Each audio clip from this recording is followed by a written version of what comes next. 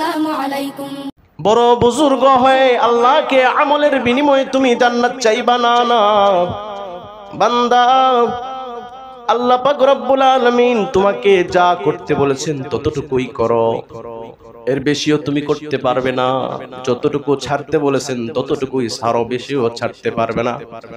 আল্লাহ কোরআনে বলেন, মা আতাকুমুর রাসূলু ফাখুযুহু ওয়া মা নাহাকুম আনহু ফান্তাহু। আমার নবী ৬৩ বছর জিন্দেগিতে, ২৩ বছর নবুয়তের জিন্দেগিতে যা যা করতে বলেছেন তা করা, যা যা ছাড়তে বলেছেন তা ছেড়ে দেওয়ার নাম হচ্ছে আল্লাহর গোলাম। আলহামদুলিল্লাহি নাহমাদুহু ওয়া নাস্তাঈনুহু ওয়া নাস্তাগফিরুহু ওয়া নু'মিনু বিহি ওয়া নাতাওয়াক্কালু আলাইহি ওয়া নাউযু বিল্লাহি মিন শুরুরি আনফুসিনা ওয়া মিন সাইয়্যাতি আ'মালিনা মান ইয়াহদিল্লাহু ফালা মুদিল্লা লাহু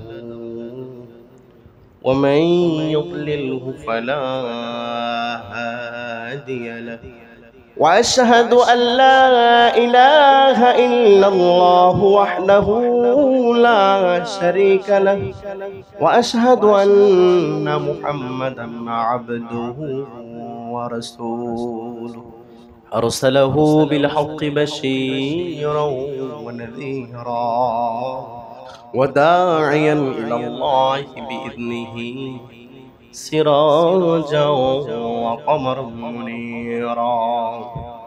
আউযু বিল্লাহি মিনাশ শাইতানির রাজীম। বিসমিল্লাহির রাহমানির রহিম। ইয়া আইয়ুহাল্লাযীনা আমানু লা তুকদ্দিমু বাইনা ইয়াদাইল্লাহি ওয়া রাসূলিহি ওয়াত্তাকুল্লাহ ইন্নাল্লাহা সামিউন আলীম। সাদাকাল্লাহুল আযীম। ক্বালা রাসূলুল্লাহি সাল্লাল্লাহু আলাইহি ওয়াসাল্লাম, মান ইয়াযমানু লি মা বাইনা রিজলাইহি ওয়া মা বাইনা লিহইয়াইহি আদমানু লাহুল জান্নাহ আও কামা ক্বালা আলাইহিস সালাম। মা কানা মুহাম্মাদুন আবা আহাদিন মির রিজালিকুম ওয়ালাকিন রাসূলুল্লাহ ওয়া খাতামান নাবিয়্যিন ওয়া কানা আল্লাহু বিকুল্লি শাইইন আলিমা। ইন্নাল্লাহা ওয়া মালাইকাতাহু ইউসাল্লুনা আলান নবী يا أيها الذين آمنوا صلوا عليه وسلموا تسليما. اللهم صل على محمد وعلى آل محمد كما صليت على إبراهيم وعلى آل إبراهيم إنك حميد مجيد. اللهم بارك على محمد وعلى آل محمد كما باركت على إبراهيم وعلى آل إبراهيم إنك حميد مجيد. সকল প্রশংসা মহান আল্লাহ তাআলার জন্য, যে মালিক আমাদেরকে সকল কাজকর্ম থেকে ফারিগ করে আল্লাহ তাআলার ঘর, পবিত্র ঘর মসজিদে এসে বসে নবী পাকের উপর দরুদ শরীফ পড়তে পেরেছি। সে আল্লাহ তাআলার দরবারে শুকরিয়া জ্ঞাপন করি, দিল থেকে পড়ি আলহামদুলিল্লাহ। শুকরিয়া আদায় করি আল্লাহ তাআলার দরবারে, যে মালিক আমাদেরকে দু জাহানের বাদশাহ, আকায়ে নামদার, মদিনাতুত তাজদার, সাইয়্যিদুল আম্বিয়া, ইমামুল মুরসালিন, খাতামুন নবিয়্যিন জনাবে মুহাম্মদুর রাসূলুল্লাহ সাল্লাল্লাহু আলাইহি ওয়াসাল্লাম, আল্লাহ তাআলা আমাদেরকে সেই শ্রেষ্ঠ নবীর উম্মত বানিয়েছেন। শুকরিয়া দান আরেকবার পড়ি আলহামদুলিল্লাহ। প্রিয় উপস্থিতি, আজকের আলোচ্য বিষয় মানুষ তার আখলাক, চরিত্র কেমন হওয়া উচিত, কোন কোন কাজগুলি ছেড়ে দিলে, কোন কোন কাজগুলি করলে একজন মানুষ ভালো আখলাকওয়ালা, ভালো চরিত্রওয়ালা, সুন্দর একজন মানুষই সে মানুষ পরিণত হবে। সে মানুষের দ্বারা পরিবার, সমাজ, প্রত্যেকটা জায়গাতে সেই মানুষ নিজেকে ভালো হিসেবে পরিচিত করাইতে পারবে এবং তার দ্বারা মানুষ উপকৃত হবে। এই বিষয়ে কিছু আলোচনা পবিত্র কোরআনুল কারীমের সূরা হুজুরাতের প্রথম আয়াত তেলাওয়াত করেছি। এই সূরা হুজুরাতের আলোকে 10টি মানুষের চরিত্র গঠন করার জন্য 10টি নির্দেশনা আল্লাহ তাআলা সুন্দরভাবে বান্দার জন্য আলোকপাত করেছেন, তুলে ধরেছেন। সূরা হুজুরাতের অপর একটি নাম সূরাতুল আখলাক। এই সূরার অপর একটি নাম হচ্ছে সূরা আখলাক। এর ভিতরে মানুষের আখলাক, চরিত্র, আচার ব্যবহার, কথাবার্তা, কাজকর্ম কেমন হওয়া উচিত এ বিষয়ে আল্লাহ তাআলা সুন্দরভাবে বান্দাকে জানিয়ে দিয়েছেন। প্রিয় উপস্থিতি, আল্লাহ পাক রব্বুল আলামিন বলেন, ইয়া আইয়ুহাল্লাযীনা আমানু লা তুকদ্দিমু বাইনা ইয়াদাইল্লাহি ওয়া রাসূলিহি ওয়াত্তাকুল্লাহ। ওহে বিশ্বাসীরা, তোমাদেরকে আল্লাহ রাসূল যা করতে বলেছেন, আল্লাহ এবং আমার নবী যা করতে বলেছেন সেই কাজগুলি করো, যা ছাড়তে বলেছেন সেই কাজগুলি ছেড়ে দাও। ইসলামের ভিতরে বেশি বাড়াবাড়ি করিও না, বেশি সারাসারি করিও না। তুমি এত বড় আমলওয়ালা হতে পারবে না যে আমল করে করে তুমি নবীদের চেয়ে বেশি আমল করবা। তুমি বড় বুজুর্গ হয়ে আল্লাহকে আমলের বিনিময়ে তুমি জান্নাত চাইবা না। না বান্দা, আল্লাহ পাক রব্বুল আলামিন তোমাকে যা করতে বলেছেন ততটুকুই করো, এর বেশিও তুমি করতে পারবে না। যতটুকু ছাড়তে বলেছেন ততটুকুই ছাড়ো, বেশিও ছাড়তে পারবে না। আল্লাহ কোরআনে বলেন, মা আতাকুমুর রাসূলু ফাখুযুহু ওয়া মা নাহাকুম আনহু ফান্তাহু।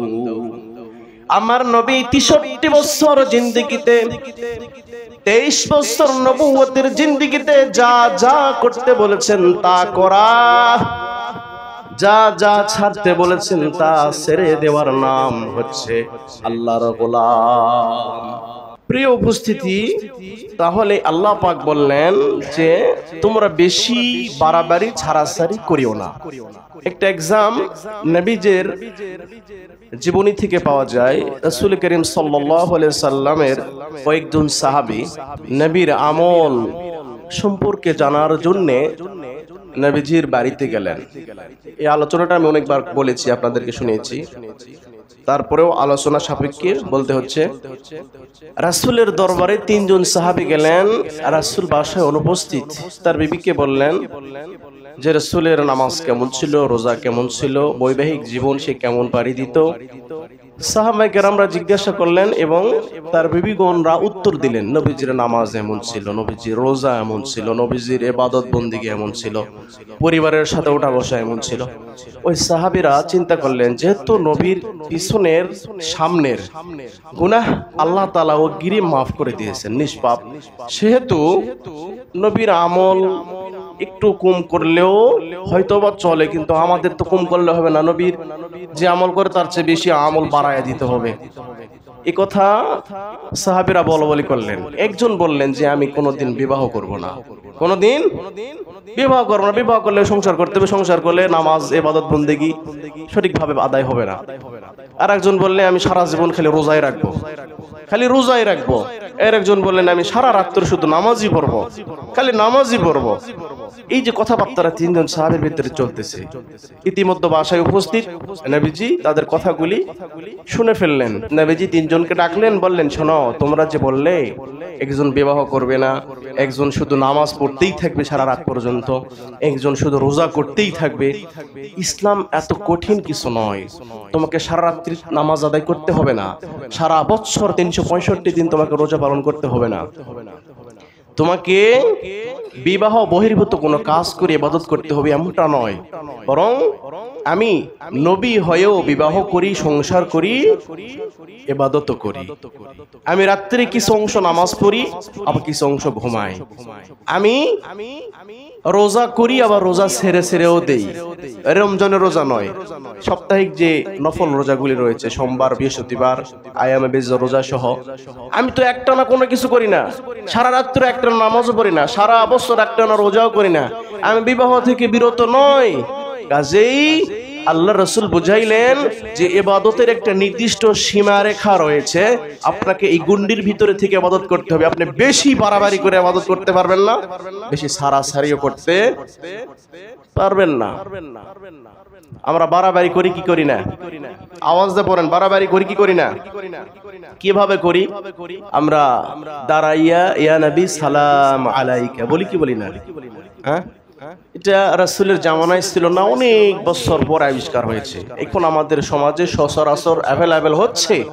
যদি না করেন, একদল লোক মিলাদ, কিয়াম, ইয়া নবী সালাম আলাইকার পক্ষে, আর একদল লোক, আর একদল আলেম সমাজ বিপক্ষে। এখন এখানে ফিতনা সৃষ্টি হওয়ার আশঙ্কা রয়েছে। কাজেই ফিতনা যেন না হয়, সমাজে যেন ভাঙন সৃষ্টি না হয়, ফাটল যেন না ধরে, এই জন্য অনেকেই এগুলি করে থাকে। কিন্তু কোরআন হাদিসের কোথাও এভাবে সুস্পষ্ট ব্যাখ্যা কিয়ামের নেই। তাহলে আমরা এই বিষয়টা নিয়ে একটু বাড়াবাড়ি করি কি করি না? দ্বিতীয় পয়েন্ট হচ্ছে, মানুষ মারা গেলে 40 বাহির করতে হবে। আমরা করি কি করি না? করি না ভাই? করি। এই যে 40 কোরআন হাদিসের পৃথিবীর ইতিহাসে নবী কেন, সাহাবী কেন, তাবেঈন কেন, শুহাদায়ে আজমাইন কেন, বড় বড় বুজুর্গানের দিনও পর্যন্ত এগুলো করে নাই, এগুলা দ্বারের কাছেও যায় নাই, এগুলা সরাসরি বিদআত, ইবাদত মনে করে করা জায়েজ নাই, বরং হিতে বিপরীত হবে। সওয়াবের নিয়তে করবেন, উল্টা পাপ হয়ে যায়। কারণ আপনি আল্লাহ বললেন যে তোমরা বাড়াবাড়ি করিও না ইবাদতের ক্ষেত্রে, আর আমরা ইবাদতের ক্ষেত্রে কি করলাম? একটু বাড়াবাড়ি করলাম। এরকম অনেক আছে, আমরা বাড়াবাড়ি করে ফেলে দিই। গান বাদ্য ছাড়া মনে হয় বিবাহ শাদী পরিশুদ্ধ হয় না।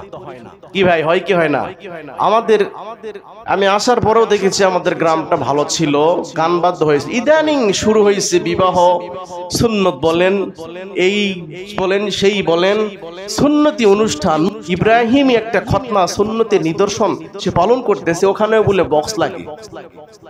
বিবাহ পবিত্র জিনিস, সেখানে অপবিত্র সারা রাত্র গান বাদ্য। ব্যক্তি স্বাধীনতা মানুষের রয়েছে, প্রত্যেকটা মানুষের কি ব্যক্তি স্বাধীনতা আছে না নাই? আপনার স্বাধীনতার উপরে আমার হস্তক্ষেপ করার অধিকার আছে? আপনারা কথা বলেন না কেন? ব্যক্তি স্বাধীনতার উপরে হস্তক্ষেপ করার অধিকার আছে? আপনার ব্যক্তি স্বাধীনতা আছে। শরীয়তের বহির্ভূত কোনো ব্যক্তি স্বাধীনতা ইসলাম পছন্দ করে। আপনি শরীয়ত বহির্ভূত কাজ যদি আপনি ব্যক্তি স্বাধীনতা চান, সেটা কোরআনের বিরুদ্ধে বলে ব্যক্তি স্বাধীনতা প্রকাশ করার অধিকার এই মুসলমানের দেশে আপনার নাই। ব্যক্তি স্বাধীনতা প্রকাশ করতে গেলে আপনি ইসলামকে গালি দিবেন, কোরআনকে গালি দিবেন, নবীকে গালি দিবেন, ধর্মকে গালি দিয়ে, প্রত্যেকটা ধর্ম, যে কোনো ধর্মকে গালি দিয়ে ব্যক্তি স্বাধীনতা প্রকাশ করবেন। এই ব্যক্তি স্বাধীনতা ইসলাম আল্লাহ তাআলা আপনাকে দায়ী নাই, বরং ব্যক্তি স্বাধীনতা শরীয়তের গণ্ডির ভিতরে থেকে আপনি ব্যক্তি স্বাধীনতা করবেন। কিন্তু আপনি ব্যক্তি স্বাধীনতা করতে গিয়ে আপনি সারা রাত্র গান বাদ্য করতেছেন। ওই গান বাদ্যের আওয়াজ আমার শোনার ইচ্ছা নাই, একজন দুরূদ পড়তেছে, একজন জিকির করতেছে, একজন বাড়িতে কোরআন তেলাওয়াত করতেছে, আপনি তাকে তার ব্যক্তি স্বাধীনতার উপর হস্তক্ষেপ করে জোরে সাউন্ড সিস্টেম চালু করে তার কানের ভিতরে গানের আওয়াজ পৌঁছাচ্ছেন। এটা কি বাড়াবাড়ি? কি বাড়াবাড়ি নয়? বাড়াবাড়ি। সমাজকে পরিবর্তন করতে হবে, পরিবারকে পরিবর্তন করতে হবে, এগুলি থেকে নিজেকে বিরত থাকতে হবে, বিরত রাখতে হবে। প্রিয় উপস্থিতি, সূরা হুজুরাতের আলোকে 10টি বিষয় আছে। তার ভিতরে 1 নম্বর আমি বললাম, আল্লাহ পাক বলেন, ওহে বিশ্বাসীরা, তোমাদের রাসূল যা করতে বলেছেন ততটুকুই করো, এর বাড়াবাড়ি করিও না, সারাসারি করো না। ইবাদতের ভিতরে বাড়াবাড়ি করা চলিবে না। আল্লাহ তাআলা আমাদেরকে বোঝার তৌফিক দান করুন। 2 নাম্বার, আখলাক চরিত্র গঠনের নির্দেশনা হচ্ছে, আল্লাহ তাআলা বলেন, ইয়া আইয়ুহাল্লাযীনা আমানু লা তারফাউ আসওয়াতাকুম ফাওকা সাওতিন নাবিয়্যি ولا تجهروا له بالقول كجهر بعضكم لبعض أن تحبط أعمالكم আল্লাহ পাক রব্বুল আলামিন বলেন, ওহে বিশ্বাসীরা, ওহে ঈমানদারেরা, নবীজির কণ্ঠের চেয়ে তোমাদের কণ্ঠ যেন উঁচু না হয়।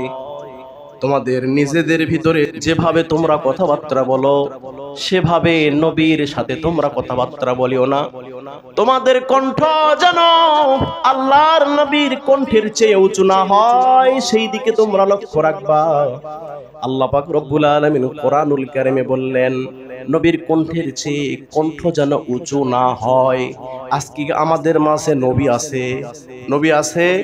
নবী নাই। আমরা নবী দেখি নাই, নবী পাই নাই, তাহলে আমাদের মাঝে তো নবী নাই। ইসলামের কোনো কথা তো নবীর যুগেই শেষ নয়, কিয়ামত পর্যন্ত প্রত্যেকটা কথা, কোরআনের প্রত্যেকটা বয়ান মানুষের মাঝে আমলের পরিপূর্ণতা রয়েছে। প্রিয় উপস্থিতি, আল্লাহ পাক রব্বুল আলামিন বললেন, নবীর কণ্ঠের চেয়ে যেন তোমাদের কণ্ঠ উঁচু না হয়, নবীর কণ্ঠের চেয়ে তোমাদের কণ্ঠস্বর যেন, আওয়াজ যেন উঁচু না হয়। আল্লাহ পাক এটাই বুঝাইলেন, বান্দা নবী তো থাকবে না চিরদিন, কিন্তু কোরআনের কথার বিপরীতে তোমাদের আওয়াজ যেন উঁচু না হয়। নবীর আদর্শের বহির্ভূত কোনো কথা তোমাদের কণ্ঠ যেন উঁচু না হয়। নবীর মতাদর্শের বিরুদ্ধে যেন কোনো কথা তোমার কণ্ঠ দ্বারা উচ্চ আওয়াজে প্রচার না হয়। কোরআনের আলোচনার বাহিরে তোমার কণ্ঠ যেন উঁচু না হয়। আল্লাহ পাক কিয়ামত পর্যন্ত প্রত্যেকটা মানুষকে এটাই বুঝাইলেন, কোরআনের বিপক্ষে যেন তোমার কণ্ঠ না হয়, রাসূলের বিপক্ষে তোমার কণ্ঠ যেন না হয়। হে মুমিন, তুমি যদি মুমিন হয়ে থাকো, তোমার কণ্ঠকে কোরআনের কণ্ঠের সাথে মিলাও, তোমার কণ্ঠকে নবীর সুন্নাহর সাথে, আদর্শের সাথে তোমার কণ্ঠ মিলাও। তোমার কণ্ঠের আওয়াজ যেন কোরআন সুন্নাহর বাহিরে উঁচু আওয়াজে না হয়। প্রিয় উপস্থিতি, আপনার আমার কণ্ঠকে কোরআনের কণ্ঠের সাথে মিল করাইতে হবে। যখন এই আয়াত নাজিল হইল, রাসূল করিম সাল্লাল্লাহু আলাইহি সাল্লামের সামনে হযরত উমর রাদিয়াল্লাহু তাআলা আনহু এবং আবু বকর রাদিয়াল্লাহু তাআলা আনহু আর কয়েকজন সাহাবীর মাঝে বনু তামিম গোত্রের লিডার, নেতা নির্ধারণ করার জন্য নবীজি বসেছেন। এই সময় তাদের ভিতরে, সাহাবীদের ভিতরে কথা বলতে বলতে বলতে বলতে আওয়াজ উঁচু হয়ে গেল। এই প্রেক্ষাপটে আল্লাহ পাক কোরআনুল কারীমের সূরা হুজুরাতের এই আয়াত নাজিল করেছেন। আল্লাহ তাআলা এখানে বান্দাকে আদব শিক্ষা দিলেন, যেমন বান্দা তুমি তোমার কণ্ঠ মা বাবার সামনে উঁচু করিও না, কারণ তারা তোমার মুরব্বী। তোমার কণ্ঠ তোমাদের যারা ইসলামের কথা বলে তাদের সামনে যেন উঁচু না হয়। তোমাদের শিক্ষক ওস্তাদ যারা তোমাদেরকে পথ দেখিয়েছেন তাদের সামনে যেন তোমার কণ্ঠ উঁচু না হয়। এই বিষয়ে আল্লাহ তাআলা আমাদেরকে জানাইলেন, বুঝাইলেন, এটাই আল্লাহ তাআলা আমাদেরকে শিক্ষা দিলেন। এই আয়াত নাজিল হওয়ার পর উমর রাদিয়াল্লাহু তাআলা আনহু এমন ভাবে নবীর সামনে কথা বলতেন, তার কণ্ঠ এত ছোট আওয়াজে কথা বাইর হইতো, তার কণ্ঠ থেকে নবীজি বুঝতেই পারতেন না। আদব তারা দেখাইতেন। নবীজি সাল্লাল্লাহু আলাইহি সাল্লাম আমাদেরকে শিক্ষা দিলেন, কিয়ামত পর্যন্ত আমাদের মুরব্বীদের সামনে, কোরআনের সামনে, সুন্নাহর সামনে, নবীর আদর্শের সামনে যেন আমাদের আওয়াজ বাহির না হয়। এই বিষয়ে আমাদেরকে অত্যন্ত গুরুত্ব সহকারে লক্ষ্য করতে হবে। এমন কোন কথা বলবো না যেটা বলার কারণে ঈমান চলে যায়। নবীজির রওজার উপরে এই আয়াতটি লেখা আছে, ওয়ালা তারফাউ আসওয়াতাকুম ফাওকা সাওতিন নবী। এমনকি নবীজির রওজার উপরে ওই আয়াতটা লেখা আছে। কেন? যে নবীর সামনে যেন তোমার কণ্ঠ উঁচু না হয়। মানুষ যখন মক্কাতে যায়, মক্কাতে যাওয়ার পরে উচ্চ আওয়াজে লাব্বাইক আল্লাহুম্মা লাব্বাইক, লাব্বাইক লা শারীকা লাক লাব্বাইক, ইন্নাল হামদা ওয়ান নি'মাতা লাকা ওয়াল মুলক লা শারীক, এই বলে বলে তারা তাওয়াফ করে। মক্কাতে উচ্চ আওয়াজে, উচ্চ কণ্ঠে তারা তাওয়াফ করে। কিন্তু মদিনায় যখন যায় হাজী সাহেবরা, আমাদের এখানে হাজী সাহেব রয়েছে, তারা জানে, মদিনায় যখন যায় তখন একবারে নিস্তব্ধ আওয়াজ, কোনো উচ্চ আওয়াজে কেউ কারোর সাথে কথা বলে না, কোনো হাউমাউ করে চিল্লাচিল্লি নাই, কোনো শব্দ নাই, একবারে নিরিবিলি পরিবেশ।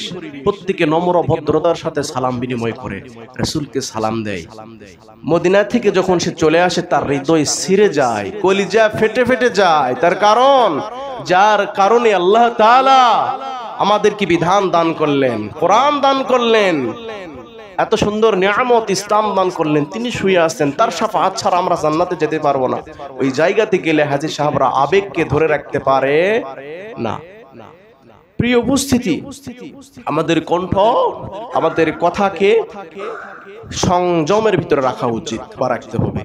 3 নাম্বার, আল্লাহ পাক রব্বুল আলামিন বলেন, ইয়া আইয়ুহাল্লাযীনা আমানু ইন জাআকুম ফাসিকুম বিনাবাইন ফাতাবায়ানু আন তুসিবু কওমান বিজাহালাতিন ফাতুসবিহু আলা মা ফাআলতুম নাদিমিন।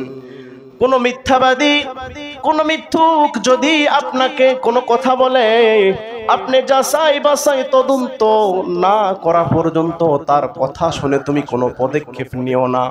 আল্লাহ পাক নবীকে জানাইলেন, হে রাসূল, কোন কাফের, মুশরিক, মিথ্যুক, বেঈমান যদি কোনো কথা বলে, কোন মুসলমান হওয়ার পরেও মিথ্যা কোনো কথা বলে তোমার বিরুদ্ধে বা কারো বিরুদ্ধে বলে, তুমি বিশ্বাস করিও না যতক্ষণ পর্যন্ত পরিপূর্ণ তদন্ত না করবা, ততক্ষণ পর্যন্ত তাদের খবর শুনে একে অপরের বিরুদ্ধে ঝগড়া করিও না, একে অপরের বিরুদ্ধে যুদ্ধ করিও না। যদি করো কি হবে? কোনো ক্ষতি হয়ে গেলে এই কারণ কিন্তু যারা যাচাই বাছাই ছাড়া কোনো মিথ্যুকের কথা বিশ্বাস করে ঝগড়া করবে, মারামারি করবে, হুরহাঙ্গামা করবে, এই দায়ভার কিন্তু তাদেরকেই নিতে হবে। এই জন্য কোনো কেউ কথা বললে প্রত্যেকটা মানুষ আপনার বিরুদ্ধে বা কারো বিরুদ্ধে আপনাকে যদি লাগাইতে চায়, তাহলে আপনাকে আগে সর্বপ্রথম ওই কথাকে যাচাই বাছাই করতে হবে, জাস্টিফাই করতে হবে। যখন এই আয়াত নাজিল হয় ৫ম হিজরি সনে বনু মুস্তালিকা যুদ্ধে নবী করিম সাল্লাল্লাহু আলাইহি সাল্লাম যুদ্ধে জয়লাভ করলেন। জয়লাভ করার পরে সকল যুদ্ধের বিপরীত পক্ষ মুসলমান হলেন। রাসূলের হাতে হাত দিয়ে কালেমা পড়লেন। কালেমা পড়ে মুসলমান হওয়ার পরে নবীজি তাদেরকে বললেন, তোমরা মুসলমান হয়েছো, তোমরা এখন থেকে আমাদের দলের লোক, আগামী বছর থেকে যাকাত দিবা। তখন যাকাতের হুকুম নাজিল হয়েছে, আগামী বছর থেকে তোমাদের সম্পদ হিসাব করে যাকাত বাহির করে যাকাত দিবা। একজন সাহাবীকে পাঠাইলেন আল্লাহ রাসূল, বনু মুস্তালিকা গোত্রে পাঠাইলেন। তো ইতিপূর্বে খবর পাঠিয়ে দিয়েছেন যে রাসূলের দরবার থেকে পক্ষ থেকে একজন যাকাত কালেকশন করার জন্য যাচ্ছেন। শুনে তারা সকলেই বহুদিন পর রাসূলের দরবার থেকে একজন সাহাবী আসবে, তাদেরকে সংবর্ধনা জানানোর জন্য ঘোড়া, ঢাল, তরবারি, দেখেন না এক দেশের সরকার আরেক দেশে যখন যায় তাদেরকে সামরিক কি বলে ওটা কুচকা আওয়াজের মাধ্যমে, সামরিক কুচকা আওয়াজের মাধ্যমে বরণ করে, এরকম হয় কি হয় না? সামরিক শক্তি সামর্থ্য দেখে তাদেরকে বরণ করে নেয়। তো ঠিক এই বনু মুস্তালিকা গোত্রের লিডার, প্রধানরা, তারা ওই সাহাবীকে বরণ করার জন্য বিভিন্ন ঢাল, তরবারি, ঘোড়া সাজসজ্জিত রেখে তারা বরণ করার জন্য অপেক্ষমান। ওই সাহাবী দূর থেকে দেখলেন, হাই হাই, যাকাত কালেকশন করার জন্য রাসূল পাঠাইলেন, কিন্তু তারা তো আমার বিরুদ্ধে যুদ্ধের জন্য প্রস্তুত, ঢাল তরবারি নিয়ে রেডি হয়ে আছে, যদি যাই তাহলে তো আমাকে শহীদ করে ফেলে দিবে। এহেন পরিস্থিতি দেখে সে ওখান থেকে ইউটার্ন নিয়ে ঘুরে রাসূলের দরবারে এসে বললেন, ইয়া রাসূলুল্লাহ, তারা তো মুরতাদ হয়ে গেছে, ইসলাম থেকে খারিজ হয়ে গেছে, তারা তো যুদ্ধের জন্য প্রস্তুতি নিয়ে দাঁড়ায় আছে। আল্লাহ রাসূল এই কথা শুনে খালিদ বিন ওয়ালিদকে বললেন, যুদ্ধের জন্য প্রস্তুত নাও। যুদ্ধের জন্য প্রস্তুত নিলেন। আল্লাহ পাক আয়াত নাজিল করলেন, বললেন, হে রাসূল, কোন মিথ্যুকের কথা বিশ্বাস করে কারো বিরুদ্ধে যুদ্ধ করো না। যদি যুদ্ধ করো তাহলে এর দায়ভার তোমাকে নিতে হবে। আল্লাহ পাক আয়াত নাজিল করে জানায় দিলেন। তো কাজেই কারো কথা, কারো মেসেজ পেয়েই যে আপনি লাফিয়ে উঠবেন কারো বিরুদ্ধে ব্যবস্থা গ্রহণ করার জন্য, উঠে পড়ে লাগবেন, এটা করা উচিত নয়। আপনাকে চূড়ান্ত যাচাই বাছাই করতে হবে। প্রিয় উপস্থিতি, এরপরে 4 নাম্বার, সূরা হুজুরাতের আলোকে আল্লাহ পাক বলেন, ওয়া ইন তাইফাতানি মিনাল মুমিনিনা ইকতাতালু ফাসলিহু বাইনাহুমা। মুমিনদের মধ্যে 2 দল যখন বিবাদ লেগে যাবে, ফাসাদ লেগে যাবে, এক গোত্র আর এক গোত্রের সাথে, এক গ্রাম আর এক গ্রামের সাথে, এক বন্ধু আর এক বন্ধুর সাথে, এক দল আর এক দলের বিরুদ্ধে যখন হুরহাঙ্গামায় লিপ্ত হয়ে যাবে, হে মুমিন, তোমরা যদি মুসলমান হয়ে থাকো, তোমরা তাদেরকে থামিয়ে দাও, গন্ডগোল ফাসাদ থামিয়ে দাও, উস্কানিমূলক কোনো কথা বলো না। একই পরিবারে বিভক্তি হয়ে স্বামী স্ত্রী আলাদা, একই গ্রামে বিভক্ত হয়ে ভাই ভাই আলাদা, প্রতিবেশী আলাদা, একই এলাকায় এক গ্রাম আর এক গ্রাম থেকে আলাদা। যদি এমন হয়, হে মুসলমান যারা মুমিন, তোমাদের দায়িত্ব হলো ওই গ্রুপকে, ওই দলকে, ওই পরিবারকে একত্রতে মিলিয়ে দেওয়া তোমাদের কাজ। এখানে উস্কিয়ে দিয়ে তাদেরকে পরিবার থেকে, সমাজ থেকে বিচ্যুত করা তোমাদের কাজ নয়। যদি তোমরা কোনো বিবাদমান দুইটা গ্রুপকে একত্রিত মিলাইয়া দাও, আল্লাহর নবী বলেন ওই মুমিন, ওই মুসলমান, তারা যারা বিবাদমান দুইটি গ্রুপকে একত্রিত মিলাইয়া দেয়, আল্লাহর নবী বলেন তাদের নামাজ, রোজা, সাদকার চেয়েও উত্তম ইবাদত তারা করলো। সুবহানাল্লাহ। বিবাদমান দুইটা গ্রুপকে মিলিয়ে দেওয়া, নবীজি বলেন নামাজ, রোজা এবং সাদাকার চেয়েও উত্তম কাজ তারা করলো। আমরা তো খালি লাগায় দেই আর লাগায় দেই। কিভাবে মামলা মোকদ্দমা, হাসাদ ফাসাদ, মারামারি, কাটাকাটি এগুলা কিভাবে হয়? খালি উস্কায় দেয়, ওই তোর বিরুদ্ধে এটা বললো, ওই তোর বিরুদ্ধে এটা বললো। আল্লাহ রাসূলের একটা কৌশল হলো, কোন মানুষ, কোন কাফের বেঈমান যদি রাসূলের দুশমনি করত, রাসূলের বিরুদ্ধে যেত, তখন লোক সমাজে রাসূল তার সুপারিশ করত। ওই মানুষটা ভালো, তার বিভিন্ন ব্যাকগ্রাউন্ড চেক করে সে হয় খারাপ, কিন্তু খারাপ দিকগুলি আলোচনা না করে ভালো দিকগুলো সমাজে প্রচার করত। কারণ যখন এই কথা প্রচার হয়ে যেত, আরে আমি নবীর বিরুদ্ধে বললাম, এত করে বললাম, জঘন্য ভাষায় বললাম, নবী আমার এত সুন্দর একটা প্রশংসা সমাজের ভিতরে ছড়িয়ে দিল, না তার মতো মানুষ, আদর্শিত মানুষ তো নাই। তারা এইভাবে ইসলামের দিকে আসতো। আমাদেরকেও এমনটা করা উচিত। প্রিয় উপস্থিতি, মানুষের আখলাক গঠন করার, চরিত্র সুন্দর হওয়ার 5 নম্বর পয়েন্ট, আল্লাহ পাক বলেন ইয়া আইয়ুহাল্লাযীনা আমানু লা ইয়াসখার কওমুম মিন কওমিন আসা আন ইয়াকুনা খায়রাম মিনহুম। আল্লাহ বলেন ও হে বিশ্বাসীরা, তোমরা একে অপরকে, কোন মুসলমানকে তুচ্ছ তাচ্ছিল্য করিও না, কোন মুসলমানকে তুচ্ছ তাচ্ছিল্য করিও না, উপহাস করিও না, কোন মুসলমানকে গালিগালাজ করিও না। একজন চিকন মানুষ তাকে চিকনা বলিও না, একজন মোটা মানুষ তাকে মোটু বলিও না, কারো মাথায় চুল কম তাকে চান্দু বলে ডাকিও না। একজন মানুষকে আল্লাহ তাআলা এক এক কোয়ালিটিতে সৃষ্টি করেছেন। কেউ খাটো, কেউ মোটা, কেউ চিকন, কেউ লম্বা, কেউ কালো, কারো দাঁত সামনে বড় বড়, তাকে আমরা সামাজিক ভাবে দাঁতলা বলে বলে ডাকি। আল্লাহ পাক বললেন ইয়া আইয়ুহাল্লাযীনা আমানু লা ইয়াসখার কওমুম মিন কওমিন আসা আন ইয়াকুনা খায়রাম মিনহুম। হে মুমিন, তোমরা কোন মুমিন মুসলমান ভাইকে, যে কোন মানুষকে উপহাস তুচ্ছ তাচ্ছিল্য করিও না। যদি তোমরা কোন মুসলমান ভাইকে তুচ্ছ তাচ্ছিল্য করো, মনে রেখো এক একটা উপহাস করার কারণে তোমার আমলনামায় কবিরা গুনাহ লেখা হবে, যার বিনিময়ে 7000 বছর জাহান্নামের আগুনে তোমাকে জ্বলতে হবে। প্রিয় উপস্থিতি, তাহলে আমরা আমাদের সামাজিক ভাবে আমরা এই কাজগুলি, মানুষকে তার মন্দ উপনাম, তাকে কটাক্ষমূলক, উপহাসমূলক কথাবার্তা বলি কি বলি না ভাই, বলি কি বলি না? আমরা বলে থাকি, কথাগুলি বলে থাকি। এই কথাগুলি আল্লাহর কাছে অপছন্দনীয়, এগুলিও কবিরা গুনাহ, এগুলো থেকে আমাদেরকে বিরত থাকতে হবে। কালো, মোটা, ফর্সা, বিভিন্ন আকৃতির মানুষ যিনি সৃষ্টি করেছেন, তিনি কে? আল্লাহ সবকিছু সৃষ্টি করেছেন।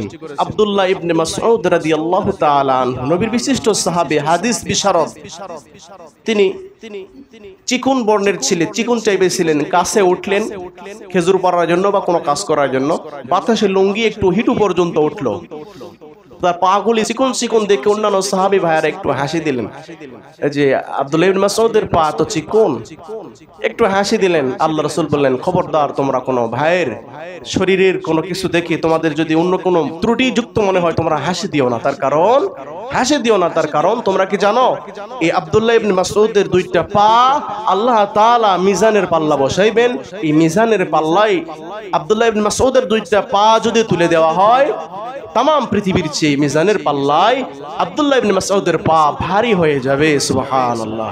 প্রিয় উপস্থিতি, নবীজির আরেকজন বিবি ছিলেন সাফিয়া বিনতে হুয়াই। এই সাফিয়া বিনতে হুয়াই, সে একটু স্থূল আকৃতির ছিল, খাটো বর্ণের ছিল।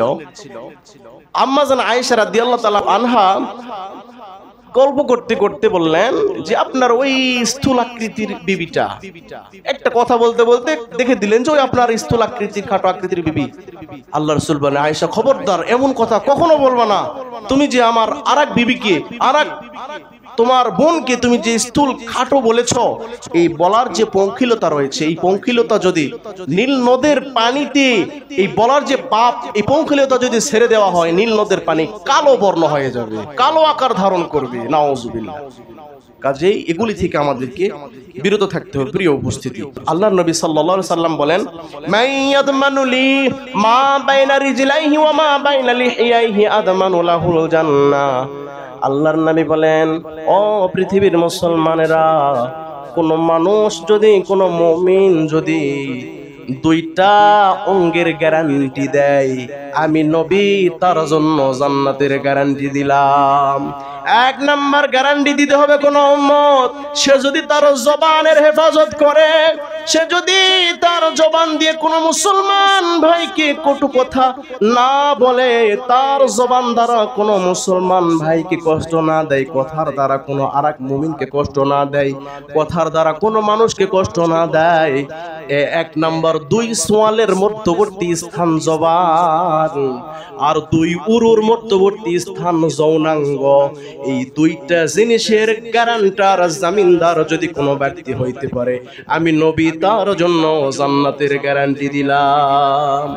জান্নাতের গ্যারান্টি এই দুইটা অঙ্গ হেফাজত করনেওয়ালাদেরকে নবী বললেন, তার জন্য জান্নাত গ্যারান্টি দিলাম, সে জান্নাতি হবেই হবে। এক নাম্বার জবান, দুই নাম্বার যৌনাঙ্গের হেফাজত।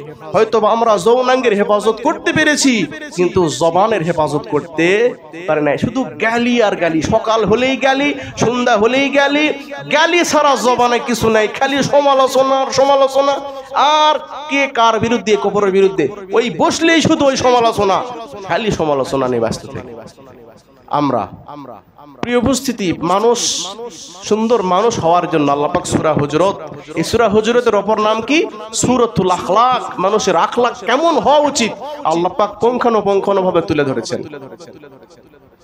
5 নাম্বার বললাম। 6 নাম্বার, ওয়ালা তালমিজু আনফুসাকুম, তোমরা অন্যদের বদনাম করে বেরিও না। হযরত আলী রাদিয়াল্লাহু তাআলা আনহু তার কলিজার টুকরা সন্তান ইমাম হাসান হুসাইনকে ডেকে ডেকে বললেন, শোনো, তোমরা জান্নাতের যুবকের সর্দার হবা, তোমরা জান্নাতি, তোমরা যেন কোনোদিন কোন মানুষের বদনাম করে বেরিও না, মানুষের দোষ তালাশ করিও না। মানুষের দোষ যদি তালাশ করতেই হয়, আগে নিজের দোষগুলা তালাশ করো। কার দোষ? কার দোষ? আওয়াজ দিয়ে বলেন, কার দোষ? যদি দোষ তালাশ করতে হয়, নিজের দোষ তালাশ করো।